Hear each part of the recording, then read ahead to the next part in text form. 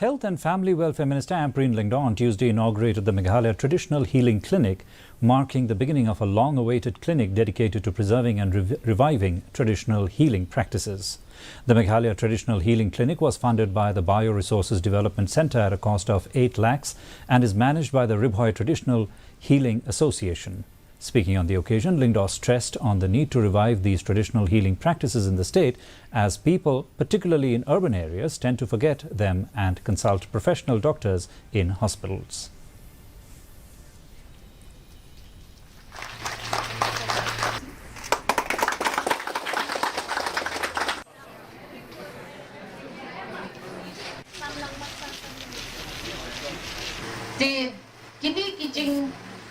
Wan ka jingkiw jong ka imlang ka salang tengkat ka pengklet yangi yala ka jong ka value kani ka jing kordor jong kani ka knowledge ka pang ni hap panyada ni hap man ha bat ni hap samlem